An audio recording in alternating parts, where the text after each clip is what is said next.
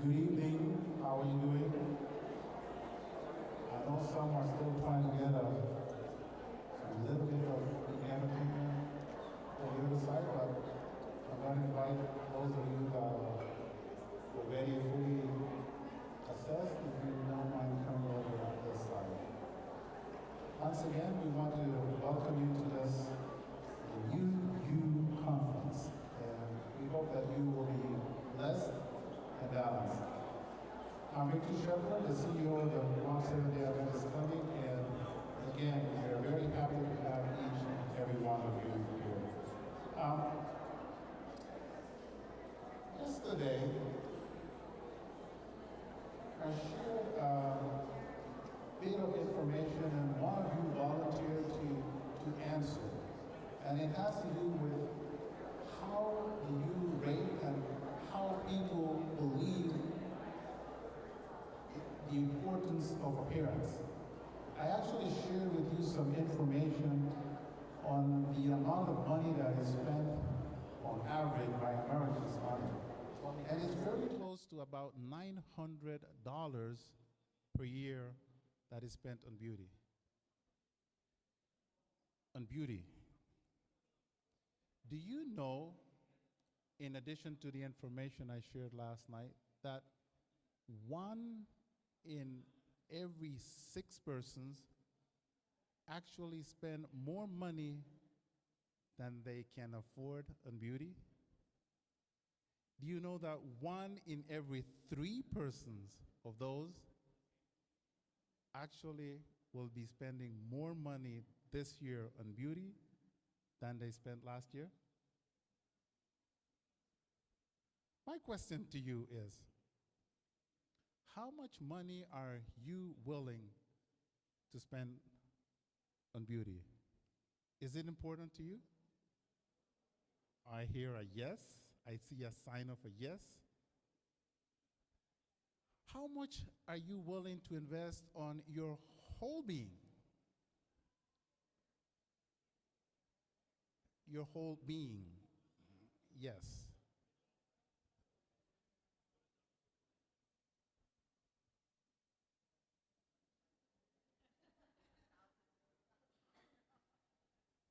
One last bit of information on stats. How much time do you think people spend on average per day on appearance? How much time? Ladies, tell me, how much time do you spend beautifying yourself? Looking good? 10 minutes? Okay. 2 minutes? 2 hours? Okay. On average, Americans will spend about 30 minutes a day. If we wanted to be a little more specific, females will take about 39 minutes, while males are going to take how much? 22 minutes. A little less, a little less, a little less. Anyways, what I wanted to say is, at this conference, you are able to get a holistic approach of benefits. You are able to get a way to balance. As human beings, we are really an intricate composition of systems. So we need to keep them balanced in order to have a healthy life. When you come here, each of these nights, you will be learning a different aspect for you to maintain this balance. Those of you that were here last night, do you remember what was the new you topic that was touched? Gout, gut, not gout, gut. Okay, and tonight, do you know by chance which is the topic? New joints. Anyway, with this, I wanted to say, again, welcome to each and every one of you. And I wanted to share maybe 1 or 2 pieces of information. It has appeared that some of you don't know that there is an extended parking and overflow. And we'd like to inform you that at Royal Garden Villa, There is ample parking, and once you park there, the shuttle from the hotel will bring you here and shuttle you back when the event is over so that you don't have to be worried about parking. Please invite your friends, invite your family, invite your colleagues to come and be benefited by this wonderful seminar and conference that we're sharing with you. Thank you very much. Half a day. It's good to be back once again this evening. Are we excited to learn about healthy new joints? Who has a creaky joint? Someone pointed out yesterday when I stood up from sitting down next to the table that my joints were creaking and that I needed to come to tonight's lesson. So I'm here this evening to hear from our physical therapist about how to create a new joint. I'm really excited that this week we can be focused on the principles of lifestyle medicine. And just briefly, there is 6 key pillars for lifestyle medicine. So imagine that we have these pillars around the room that's holding up the ceiling. There's 6 key pillars for lifestyle medicine. The most important one is the nutritional pillar. Another one that's very important that we'll be focusing mainly on this evening is the physical activity pillar. The third is on avoidance of harmful substances. Tobacco, alcohol, fumes that we may inhale, sugary drinks, etc., that can damage our bodies. The fourth is social connectedness, the importance of being connected with one another. The fifth being sleep. And the sixth being stress management. Those 6 key pillars have been found repeatedly to be the core, the foundation to preventing, treating, and reversing chronic illnesses such as diabetes, heart disease, and this evening we're going to learn about osteoarthritis, or the wear down of the joints. And so I'm really excited that this week we can be focusing on these key principles. As I shared last night, that in the professional guidelines that I as a physician follow, there's a little box at the top of almost every guideline that talks about lifestyle. But so few physicians are trained to address that box in lifestyle. We tend to jump over it and go straight to writing the prescription and walking out the door. And so it's so important that we focus on those key principles, these evidence-based principles of lifestyle, because through these principles we are able to, quote unquote, make the new you. But more importantly is that every one of these principles in some part also affects our minds. And we're really this week building up to our final presentation about a new mind. And I want to talk about the whole concept of renewal as the week continues on, that we are renewing our minds by doing these different key foundational lifestyle principles. And our mind, the frontal portion of our mind specifically, is where we have these higher order thoughts and able to make good decisions for our health. So if we have a healthy mind, we can make healthy choices about exercise, about sleep, about food, etc. And so as we go through and we learn these principles, and they are applicable in area after area of our life, we're ultimately working to improve our mind health. And so without further ado, I want to invite Isaiah Santos, our physical therapist. He holds a doctorate in physical therapy, to come forward and get us moving, to get the blood flowing. There's been enough talking from me and Mr. Shepherd, so it's time now to do some exercise. Who enjoyed the exercise last night? It's important that we do exercise every day, right? Yes. And so roughly 20 to 30 minutes of physical activity on a daily basis is vitally important for our health. And so without further ado, I'm going to let Mr. Santos go ahead and continue on.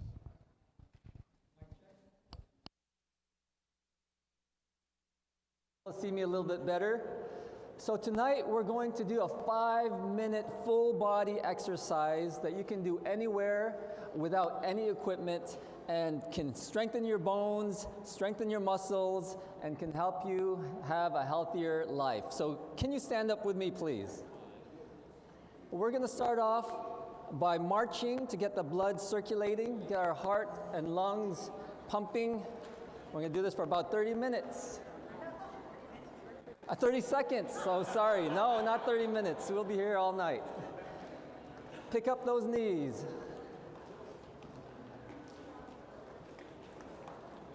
Five more seconds.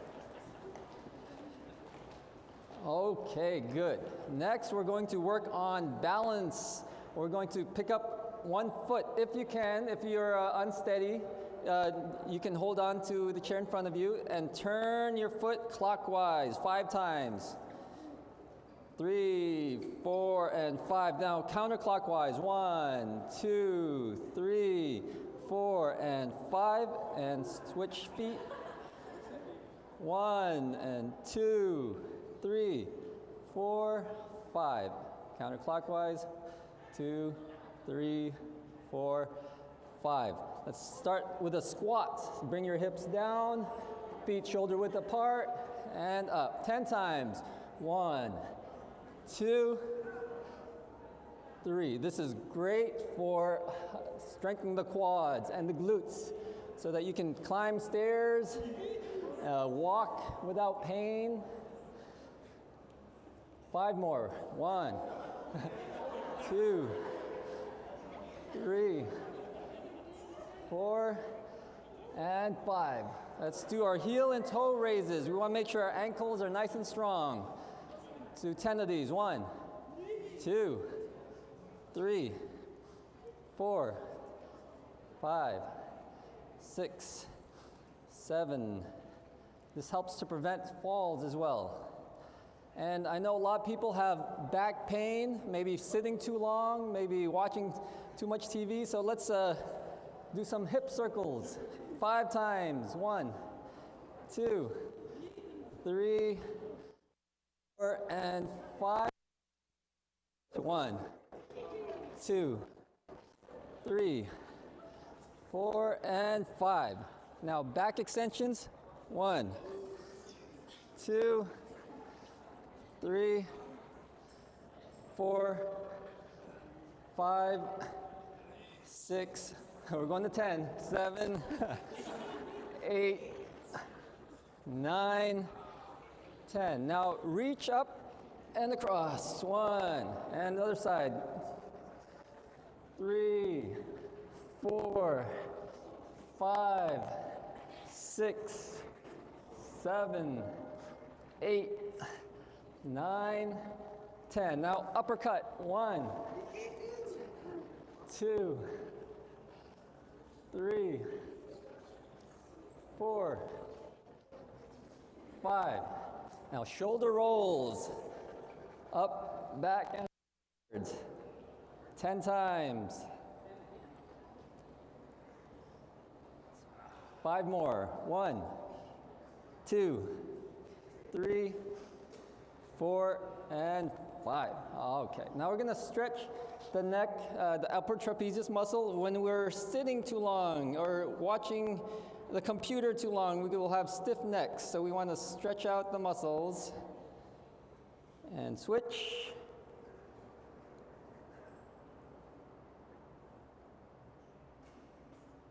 Two more times.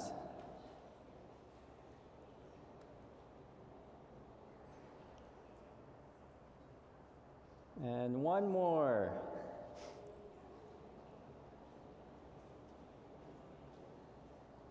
Right, and last night we learned about doing the chin tucks. That helps to prevent some neck pain. So let's go ahead and do that. Bring your chin in, hold it a couple seconds, and relax.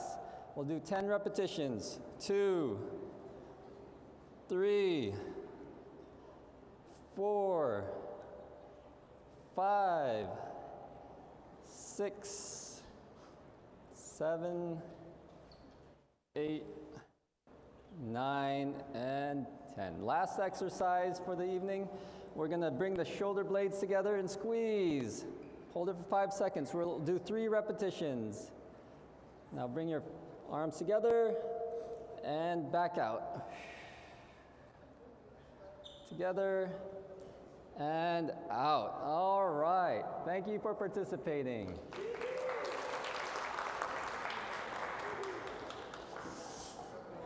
We hope that you're learning these simple exercises you can do on a regular basis at home on a daily basis. It's important that we are physically active throughout our day. I'm going to invite our registered dietitian, Candy, to come and make her way up to the stage.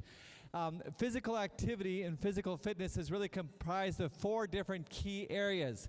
Any ideas from the audience? Any ideas of the 4 different components of good, balanced physical activity?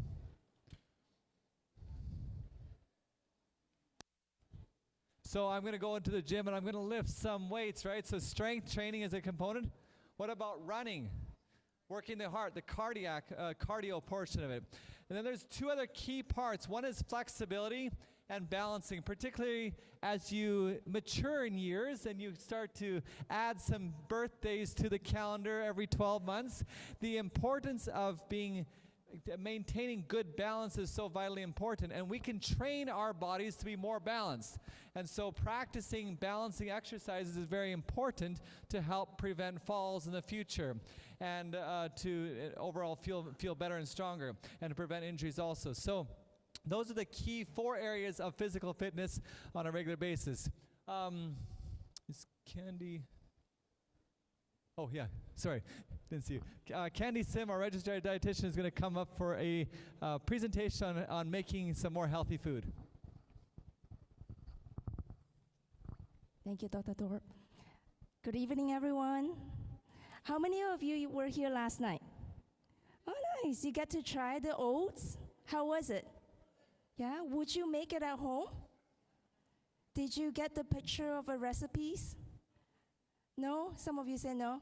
We will have the recipes again available. I'll make sure it is available tomorrow night for all the recipes we talk about each night. But tonight is even simpler than the one we talked about last night. How many of you have blenders at home?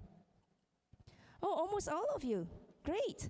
So make use of your blender. Don't keep it in the cabinet. Take it out on the countertop. And a lot of time is easier to drink than to eat, isn't it? So if you have certain fruit that you don't like, or certain food that has a texture that you don't enjoy, put it in your smoothies. That will be a good tactic to make sure you get those good nutrients. So what you're tasting tonight is just 2 ingredients. What do you think they are? Bananas and I shouldn't say 2 ingredients, it's mixed berries. So you can find frozen mixed berries in any of the grocery stores, right? Payless has it, Happy Mart has it, Costuless has it, yeah? So what you wanted to do is put some ingredients in your smoothie that gives you the creamy texture. In this case, that's banana.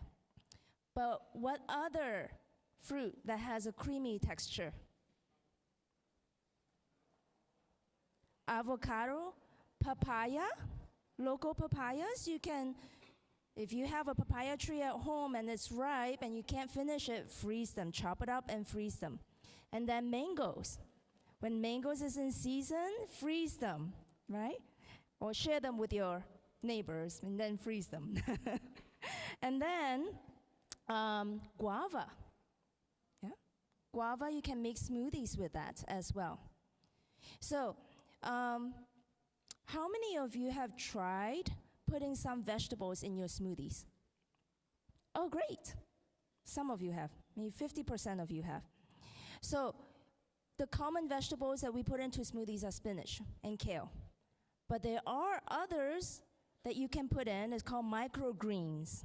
Have you seen those at Payless? Microgreens? They're like sprouts. Yeah, so you can use alfalfa sprouts, there's radish sprouts, there's broccoli sprouts, different kinds of sprouts. You don't have to add the whole container in there. Just a little bit. At least you have that in your intake for that particular meal. Okay? If you add too much, it's going to be too strong, and you're not going to add it again on your second smoothies, right? So just add a little bit, and then the rest of it you can put on your sandwich, you can put in your salad, right? Those microgreens. So we will have more information on the microgreens in the upcoming evenings, so you don't want to miss that. Come back tomorrow.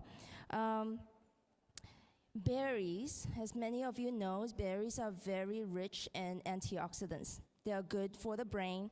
They're good to help with the healing of your organs. And the other thing that's very high in antioxidants are herbs. Basil, mint, parsley, cilantro. And do you know you can actually add those in your smoothies as well? One of the smoothies I enjoy making at home is watermelon, cherry, frozen cherries, and mint. Yeah? So you can use that as a combination. We forgot to bring the Better Living Guide tonight, but tomorrow when you come back, you will have a free access to our Better Living Guide, and it has a lot of smoothies recipes in there. But the one that you're drinking, it's available, the recipes is available by the registration desk in the front. Right? So adding herbs, adding microgreens in there, just a little bit can help. You probably had heard of lemonade with some mint in there. You can make your smoothies that way too. Put some lemon juice in there, mangoes, yeah, or some cucumber. Now you remember when you add cucumber, it's gonna make it a little bit thick. So maybe just half of the cucumber instead of the entire cucumber in the blend. You wanna invest on a very nice blender that will blend all the ingredients without a lot of liquid. Yeah? A good liquid to use is coconut water, watermelon, because when you blend watermelon, it's a liquid itself, right? You could use the store-bought fruit juice, but pay attention to the ingredients. Make sure there is no added sugar in there. Yeah? You want it to have 100% pure juice. Some of the examples would be pineapple juice. Sometimes you can find it in the store that's 100% pineapple juice. There is no added sugar in there. Okay. One of the things that I wanted to mention is when you go online and look for smoothies recipes, sometimes you will see as a thickener that will use milk or yogurt in there. I don't recommend that because animal protein, especially casein, will bind to the polyphenols of the berries or the fruit, and when it gets to your gut, it can't absorb it very well. Yeah, so it kind of defeats the purpose of putting all that berries in your smoothies, and then you add the protein from the animal-based milk. Yeah? Any kind of animal-based milk or yogurt of any sort. It will bind to the good nutrients, and when it gets to your gut, you don't absorb it. Yeah? So I would recommend using the liquid that I just mentioned or just plain water. Yeah? If your fruit has some sweeteners in there, like the bananas is sweet in itself, you don't need any sweeteners. One recipe that I wanted to share with you is how many of you like chocolate smoothies? Not a fan of chocolate smoothies? Some of you? Okay, so I'm not going to talk about the chocolate ingredient itself, but there is a chocolate smoothies that you can make at home with plant-based milk, like almond milk or soy milk. And then your sweeteners will be the dates. Make sure you take off the seeds before you blend it. And bananas as your thickener and sweetener. And then carrot powder. Yeah? Carrot powder. C-A-R-O-B. That's available at Simply Food, okay? If you can't find it elsewhere. So carrot powder is a good substitute for that. Right? Any questions? Is that simple enough to make at home? Yeah, you can use your blender more often. Yes?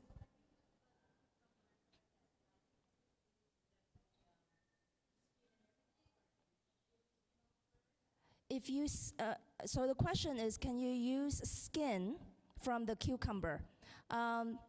You can if you like to, but it will have a stronger taste to it. It's best to just peel off first.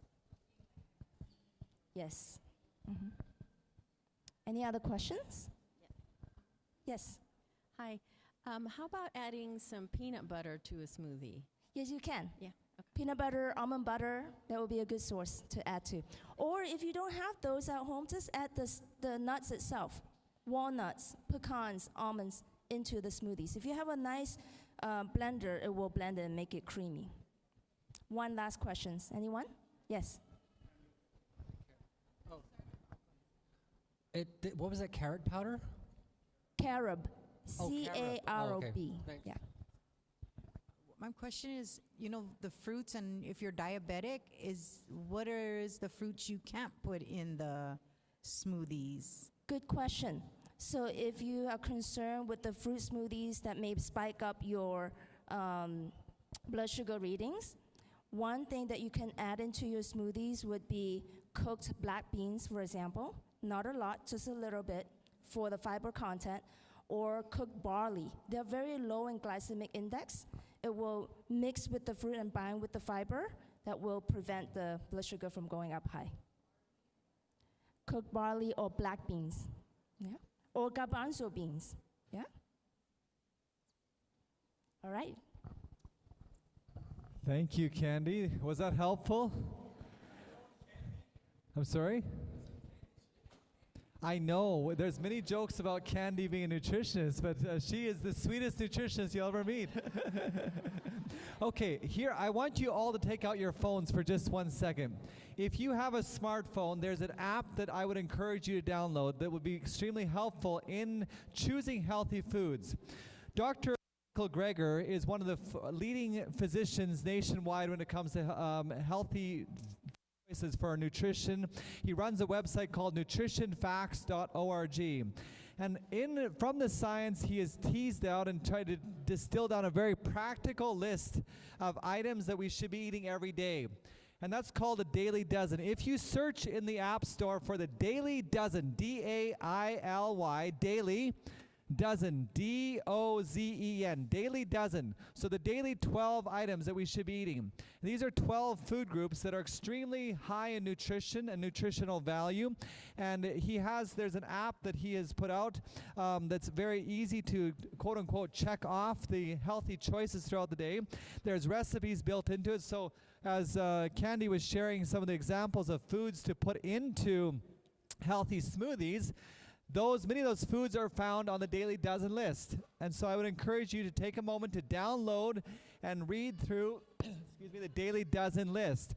If you're interested in educating yourself, then I would encourage you to go to the website Nutrition Facts, so nutrition, F-A-C-T-S, .org, nutritionfacts.org, and you'll be able to, he has a lot of very short 3 to 5 minute videos and very patient-friendly, consumer-friendly information tools for you to become educated on. So I hope that those are helpful resources for you.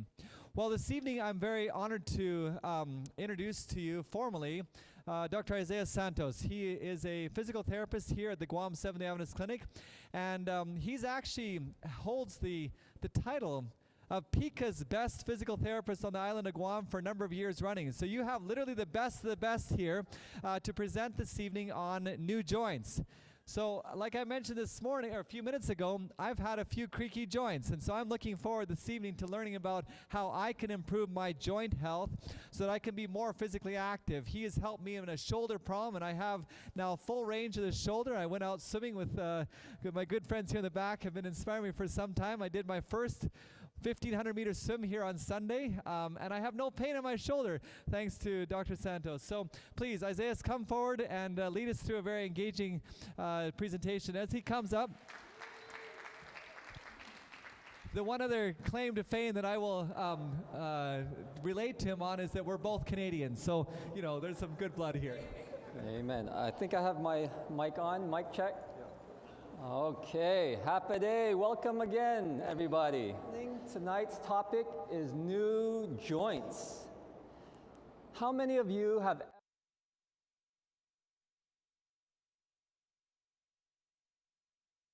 I have, and the reason why I'm passionate about tonight's topic is that every day in the clinic I see patients who can no longer do that they want to do because they have joint disease. A second reason is that I enjoy running. Get older. As Dr. Thorpe has mentioned, I run quite a bit. I have run 21 marathons in the past 22 years. And in some of those marathons, especially the ones in the States where there are thousands of runners, I have witnessed with my own eyes people in their 60s, 70s, and even 80s who have run the entire marathon. Who knows how long a marathon is? 26, someone says. 26.2 is to be correct. And do you know how far that is in Guam? That is from Andersen Air Force Base all the way to Big Navy plus an additional 5.2 miles. Now, interesting fact. Do you know how old the oldest marathoner is? It is this man. His name is Faja Singh. He was 100 years old when he completed his last marathon. Another interesting fact, Guam actually has one of the oldest marathons in the entire Pacific region. 2 years ago, I had the privilege of competing in the in the 50th actually anniversary of the Guam Marathon. And I was blessed not only to finish the race, but I came in first place. Praise God for that. This is a picture from the Guam Post as I neared the finish line at Paseo.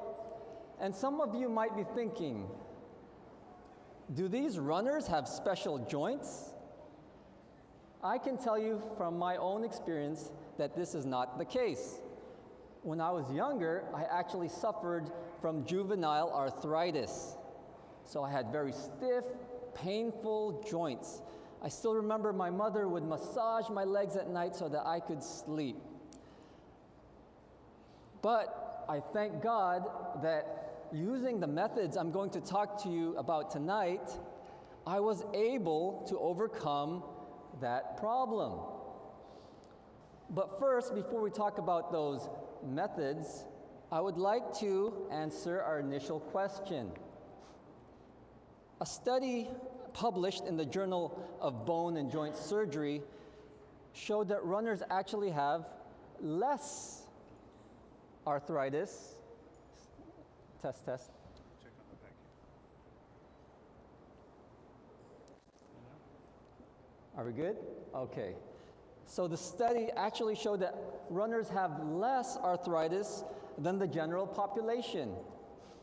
A second study from the Journal of Arthritis Care and Research showed that running is not associated with increased pain or worsening results on imaging.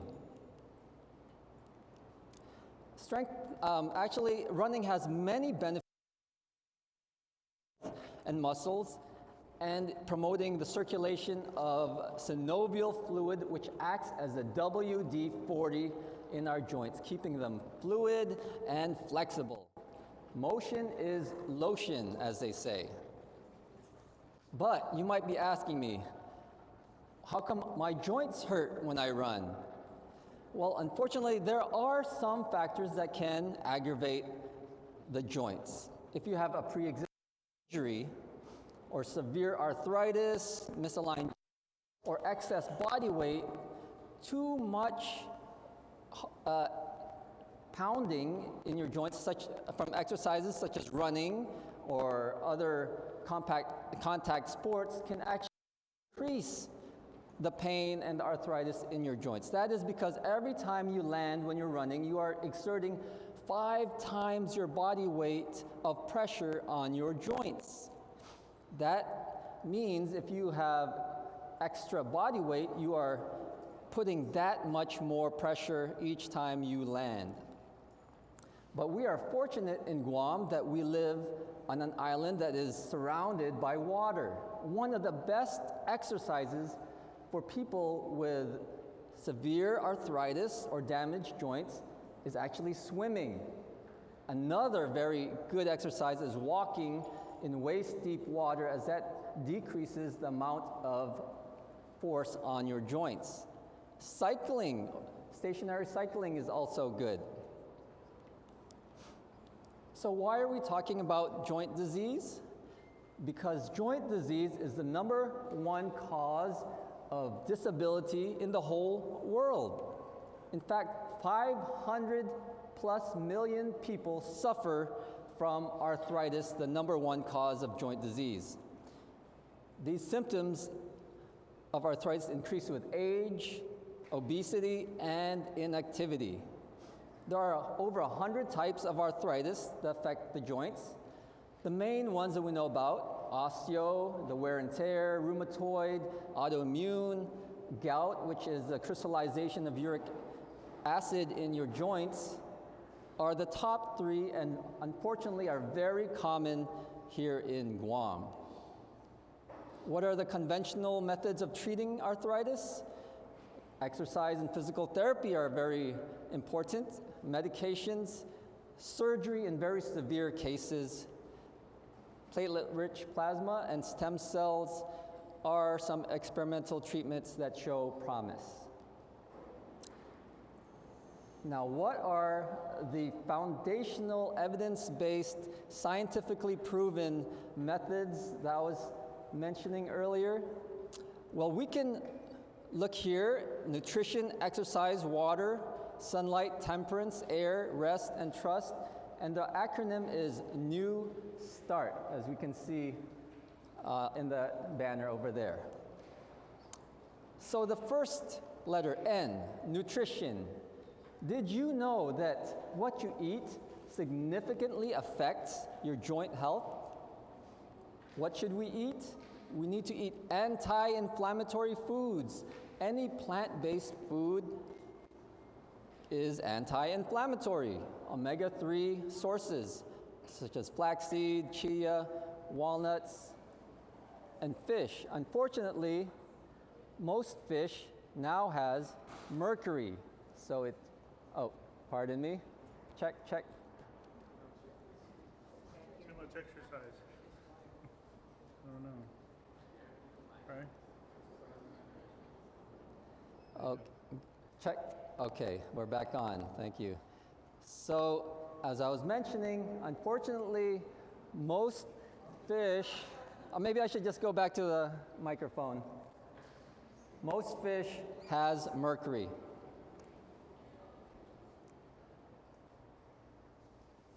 Calcium found in leafy green almonds, plant-based milk, strengthens the bones and the joints. Of course, mild spices like turmeric, garlic, and ginger are very anti-inflammatory. Foods to avoid: processed foods like chips, sugary foods, fast foods trigger. We want to avoid red and processed meats. Sugar and refined carbs also worsen joint pain. Avoid alcohol, because alcohol increases.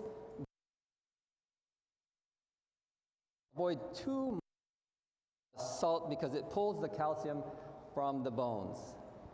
A plant-based diet helps to decrease inflammation and leads to less pain and enhanced movement.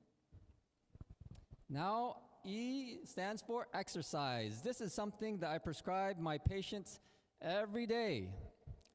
As Dr. Thorpe mentioned, there are different types of exercise.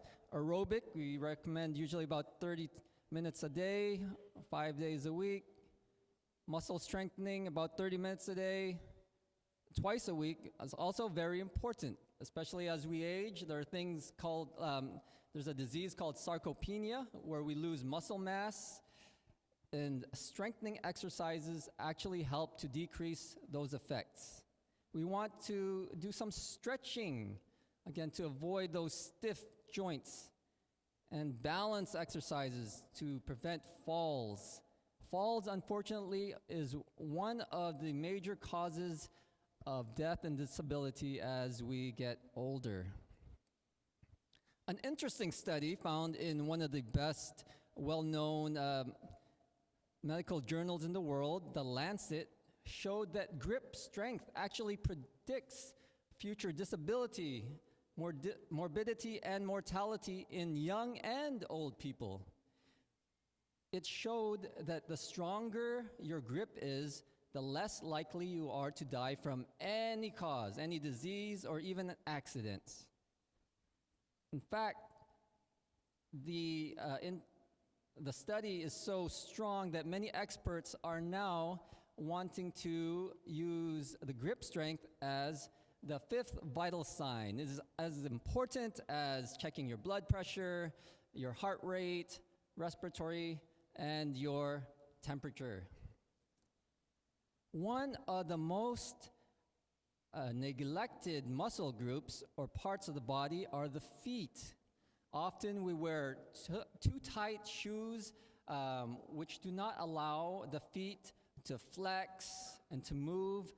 And this actually weakens the feet, and people are suffering with hammer toes and bunions and many foot conditions because they are no longer strengthening their feet. So I recommend doing some barefoot walking every now and then around the house, or stretching the muscles, or different exercises that you can do. And another common condition that I see is neck pain from too much sitting, too much on your electronics, on the phone. The average head weighs about 12 pounds, and if you are standing erect, the force goes down the spine and is absorbed evenly. But due to the physics, if your neck goes forwards from this imaginary center line 3 inches, you are now increasing the weight and the force on your spine by not 12 pounds, but now it is 42 pounds of weight. No wonder we have muscle imbalances, neck pain, osteoarthritis, back pain. So we do strengthening exercises such as what we did earlier to bring the chin in and bring the shoulders back to help to prevent problems with this condition. So keeping your joints strong and healthy with exercise is very important. Actually, many studies show it is one of the most important things you can do to live a healthier life and have stronger bones and muscles. The next letter, W, stands for water. We need 8 to 12 cups a day. Especially if you are sweating or exercising, you need to drink more water. A very easy way to know if you are drinking enough is to check when you use a restroom if the urine is clear or pale yellow. Another rule of thumb is to use half your body weight in ounces. So if I weighed 150 pounds, I would have to drink 75 ounces of water. Hydration lubricates our joints and helps to produce synovial fluid. It protects cartilage. Cartilage is 80% water, and it keeps the cartilage cushioned, shock absorbing, and elastic, helping to prevent injury and improving joint flexibility and injury resistance. Water plays a huge role in keeping our joints lubricated and moving smoothly. Sunshine is important for producing vitamin D and improves calcium absorption. Also improves joint health. 5 to 30 minutes a day is recommended, usually about maybe 5 times a week. The darker your skin pigmentation, the more minutes of sunlight you will need. This also reduces our joint pain and stiffness and allows for better sleep and tissue repair. So sunlight improves joint and bone health. Next one, T, stands for temperance. Temperance, in its truest sense, is avoidance of any harmful things completely and using good things wisely. So even good things can be overdone. We want to avoid smoking, alcohol, processed foods. We need to have rest and work balance to keep our joints strong and mobile. We want to maintain a good, healthy weight to decrease the stress on the joints. So in short, temperance helps to protect joints from harm. A stands for air. We are fortunate in Guam to have some of the best air quality in the whole world. So fresh air improves circulation and oxygen delivery, improves joint repair. It reduces inflammation, improves our energy and mood, decreases stress. So breathing in air is like free medicine for your joints. You should do it often. R stands for rest. We need 7 to 9 hours a night. This also lowers inflammation. The growth hormones are also released when we sleep, which aids in joint tissue repair.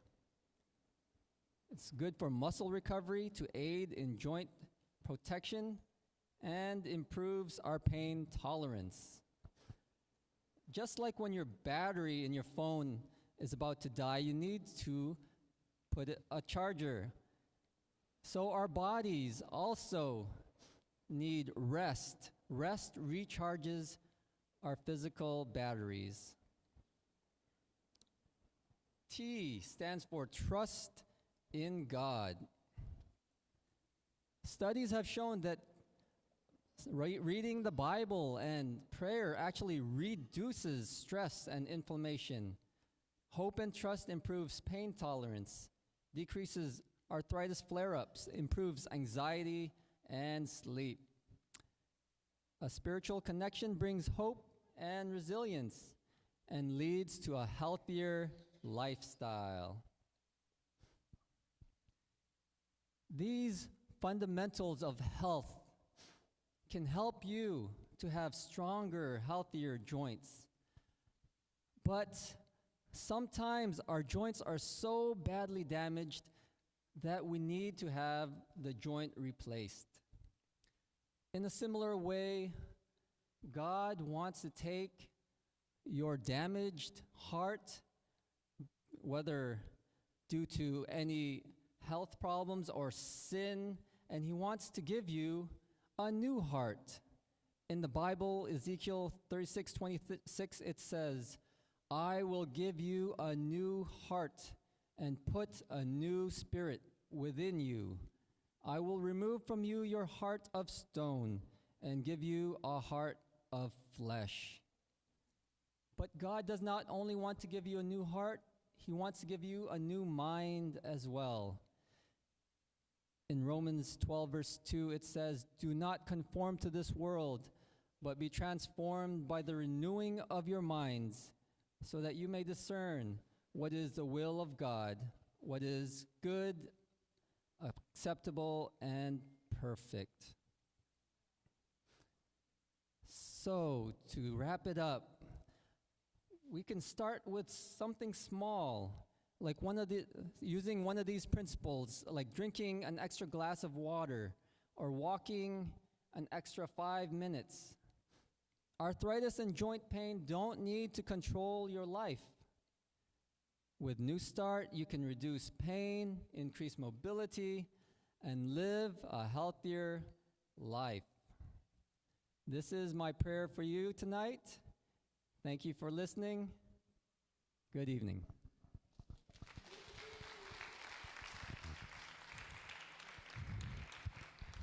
That was excellent. Thank you so much for the very succinct points of how we can improve our joint health and make joints less creaky. So we're going to take time to now ask a few questions and to hopefully provide some good answers. I hope I don't get a good question about melatonin oatmeal tonight. That one threw me for a loop. I didn't know about that one at all. But let's see if we can come up with some good questions. And while you're thinking of questions that may be on your mind, I'm going to share the time with my colleague, Dr. Santana, a co-internal medicine physician here, to share with maybe 3 takeaways that you had from Mr. Santos' presentation. 3 takeaways. Thank you, Isaiah. That was a wonderful presentation. The one that blows my mind is that and correct me if I'm wrong, it's never too late to start an exercise routine or to train for a certain event, right? So, someone who maybe has never run a marathon, it's not impossible to think that, with the right training and the right diet and the right exercise routine, over time, small changes done consecutively over time leads to success, right? That's a success principle. So that one blew my mind, how someone who's 100 years old can actually run a marathon. And so there's hope for those of us who are less than 100, right? So that was one of my takeaways. And I'm so glad you mentioned that, because actually my first marathon was here in Guam about a year and a half ago. And let me tell you, that was the most painful 5.5 hours of my life. It was the worst time. I think I came in almost at the very end of the race, but I still made it. My life goal was, one of my life goals was to get across that finish line of the marathon before age 40. And I made it, but it was a very painful experience. So I'm actually going to be visiting our PT department here to work on some IT band issues so that when March comes this next year, that hopefully it's not a 5-hour race, but it's a 3-hour race. Right. But you're right. At any age, you can start running. Now, I'm going to share a little personal testimony for myself. I was not always this weight. If I was to jump back 20 years in time, in my, let's say I would have been 21, 22 at the time, I was getting ready for the medical school entrance examination, and I was about 40, 45 pounds heavier, about 195 pounds, and stressed out, not getting good sleep. Actually, nutrition was reasonable, but not getting any exercise at all. And I actually ended up having a perforated ulcer in my stomach, ended up on the operating table with emergency surgery. And that was a turning point for me in my personal health journey. And I quickly realized that, hey, I've got to make some changes in my 20s or else I'm going to have a very miserable life in the future. And I started cycling at that point and have loved cycling ever since. And now started loving running, and my first triathlon was on Sunday. I even survived that. I'm still catching up with Dr. Miyagi, who's done many, many of them. But my point is, at any age, whether you're 20s, whether you're in the 40s, whether you're in the 60s or 80s, you can make the choice to make healthy choices to end up changing the trajectory of your health. So takeaway number 2. Takeaway number 2. It's incredible to me always when I'm reminded of this is how much food has to do with joint health, right? Dr. Santos mentioned anti-inflammatory foods. And so it reminds me of one of the ultimate nutrition studies that came out of Harvard, and they mentioned 3 types of foods that are the most inflammatory. Number 1, saturated fat. The fat that we know is solid at room temperature, mainly from animal products. There are some plants that have saturated fat, like coconuts, palm oil, things like that. That was 1, saturated fat. Number 2, processed carbohydrates, mainly things with white flour. It's in everything, right? It's in breads, it's in pastries, cookies, all the stuff that we like to eat, right? And can someone tell me the 3rd? Sugar. Very good. Those are the 3. So what is the antidote to a pro-inflammatory diet? A whole food. A whole food plant-based diet. So that yeah, and I think that the point that was made on one of the slides here and throughout the presentation that arthritis, osteoarthritis is not the wear and tear disease of the joint. The issue is it's a vascular disease. So just like you have clogged arteries in the heart, and not enough blood flow to the heart muscle leading to a heart attack, in a micro sense, at the smallest blood vessel size, in essence, the problem with arthritis is a lack of blood flow to the joint. So what was the benefit of exercise? It improves circulation to the joint. But when we come back to the nutrition perspective, eating these healthy foods that we know reverse heart disease also improves the blood flow to our joints and lessens the arthritis that is developed and helps to regrow the cartilage over time. And we're going to be talking about that in a lot more detail on Wednesday's presentation about circulation and the vascular system. So, questions. We're going to come to point 3 here in a moment, but I'd like to come to someone who might have a question this evening. There's got to be one question. Got to be one. There we go. Question. So a lot of us know, or maybe hopefully most of us know that a plant-based diet is good for us. However, there's a lot of plants out there that are flown in to Guam, and a lot of them have pesticides. Besides prayer, is there a practical thing we can do to reduce the amount of chemicals and pesticides that are on these? Oh, that's a great question. So I'll start with what I know from what I've read and what I've studied on it. It goes also with the question of should I eat organic versus non-organic when you talk about produce? Because what is organic? Organic basically means no pesticides used. So it's basically the same type of question. So the short answer of this is it's better to eat the produce with pesticides than to not eat it at all. But there are ways that you can reduce the risk, washing it thoroughly. And there are certain fruits and vegetables that would be considered, they're called the dirty list, right? There's some that are on the dirty list that have a little bit more pesticides. You know, you might want to avoid those. You can find them online. You know, the Michael Greger, he mentioned, he has the 12 Daily Dozen. The Daily Dozen. There's also the Dirty Dozen. If you look it up, the Dirty Dozen, Michael Greger's Dirty Dozen on Google, and it'll tell you at this present time these are the plants that have the most pesticides, and you could probably avoid them. But for the most part, I know that since I moved to Guam, it is harder to find organic produce. So what do? We buy it anyway, because it's still better for you than not eating it at all. That's my short Yeah, answer. and so I'm going to share a different perspective. I grew up on a farm in British Columbia, Canada, growing cherries and apples. And I will tell you that the difference between organic and non-organic foods is not very much. And so organic foods actually still have a fair amount of residue of different sprays on it. Although they're different, it's not too much. So as a family, we take the same approach. If we can find good-looking, nutritious organic food that's reasonably priced, absolutely. But I would rather eat conventionally grown food than not eating whole foods at all. Right. And so there's the residues that are potentially there, but I will point out that there's the harvest intervals that are required for producers to meet. So you cannot spray it, and I know this from personal experience. There are certain sprays I could not spray so many days before harvest because the residue would still be too high in the food. So yes, is organic the healthiest? Absolutely. It is, but it's still healthier to eat a conventionally grown food or vegetable than to skip your fruits and vegetables just because you're trying to justify not eating them in a sense. Right. Another good question coming up. Please.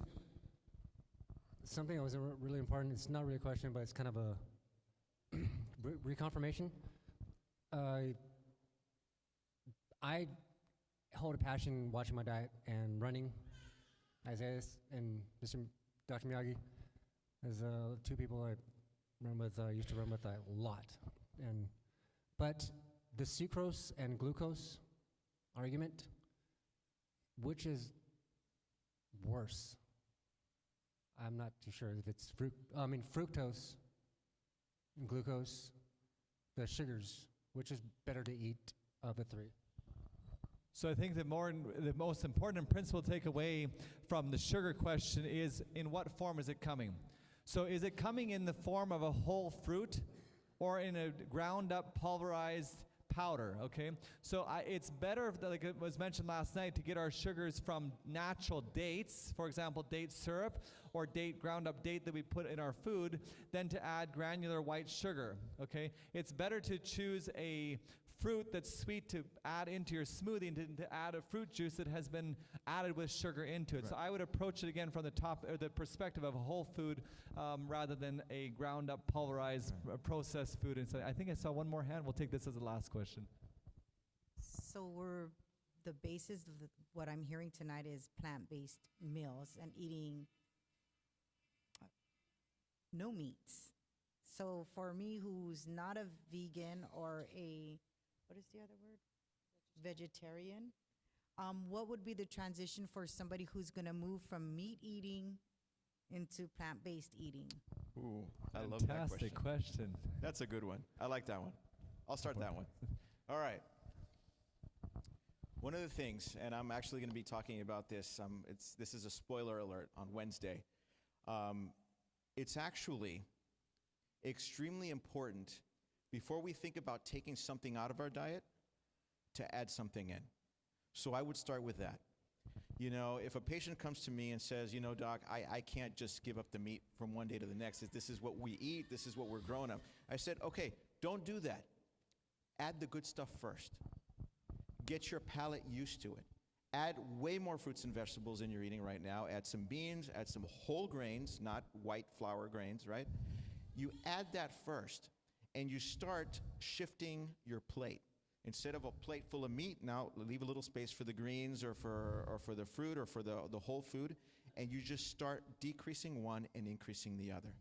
But very important, I want to stress that tonight, add the good stuff before you just think of it in your mind, I got to leave all the bad stuff, because it's really hard to do, right? It's really hard to do. Add the good stuff, add the good stuff, add the good stuff. And that's the plant-based diet that we're talking about. The biggest benefit we get from healthy foods is the first portion we put on the plate. So as Dr. Santana mentioned, taking our traditional plate that we may be eating and just adding a scoop of vegetables or an eighth or a quarter of the plate in salad or greens, you're going to get the biggest incremental improvement for that first scoop. Now, you're still going to get more improvements as you go up and you get to that half of a plate goal for the vegetables and fruits on your plate. But the biggest improvement is that first little bit. So by adding in, then you can start to carefully subtract away. So as your palate, and you can train your taste buds within a few days' time. You can train your taste buds to get used to something new. And so the common theme through all of the A New You presentations this week will be a whole food plant-based diet.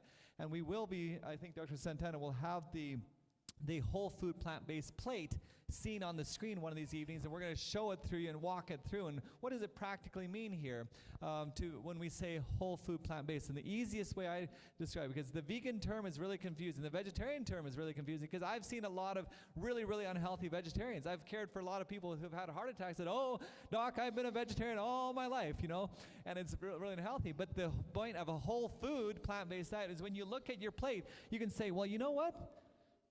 One step away, it came off the tree, out of the ground, or wherever it was growing. You can recognize the foods on your plate. That's the basic principle, easiest way to say what is a whole food plate. Right. The biggest thing that helped me and maintains me being vegan is, and I'm high raw vegan, so I just, I know why do I want to do, why do I want to be plant-based? If you know what your why is, then that can override anything else. So it's very easy for me. Do I want to be pain-free? Or do I want to have pain? And so that makes me choose the food that will give me the benefit of being pain-free, which is raw for me. I think we need to give an honorary doctorate in behavioral psychology here this evening, because you've nailed the nail on its head perfectly, because the whole point of finding your why. Why do we want to embark on these major transformational journeys? For me, in my 20s, I didn't want to end up in the hospital bleeding out and needing emergency surgery again. It was a very simple why. That was a lot of pain. And it led to 40-something pounds of weight loss and much more physical activity than what I was doing previously. So that was my why. And my biggest why to keep on going is I don't want to get diabetes. And on a daily basis, that's what motivates me to get out and do my exercise in the morning. I don't want to have the risk factors for diabetes, and that's my why. We're going to finish up with your third point, and then share with our prizes for this evening. So the third point, and this is very important, especially here on Guam, a very humid, hot island. Hydration is everything, right? And so I say this because when I speak to my patients, I often ask them, how much water are you drinking? And more often than not, it's not enough. And we forget, like Dr. Santos said, water for our joints, that's WD-40. How many of you know what WD-40 is, right? Man, that stuff is magic, right? And so water is magic for our joints. So that was my third takeaway for Dr. Santos' talk today. Let's get the WD-40 out, right? Yeah. Thank you, Dr. Santana. This evening we have gift certificates from Simply Food and Heavenly Veggies. So Rosabelle Malones, please forgive me if I say this wrong, Emelina Quinitan, and Felix Benavente, please come up afterwards to get your gift certificates. We're going to wrap up this evening with a word of prayer, and then we want to invite you to come back again tomorrow at 6 p.m., 6 to 6:30. Again, health screenings, massage. Wasn't those massages good? I saw some of you really savoring that moment over there. Massages, talk with a doc, and then 6:30 we'll be talking about a new eye or new eyes with Dr. Ng, our ophthalmologist at the clinic. Let's pause for prayer before we close. Heavenly Father, thank you for the principles that you've given us right from the very beginning of Scripture to heal our bodies. And I pray this evening as we've learned more about healthy joints that we'll take these principles back home and we'll learn to apply them step by step so that the steps we take are less painful. Bless us this evening as we leave. Keep us safe as we turn to our homes. I pray in the name of Jesus. Amen. See you tomorrow night. Have a good evening.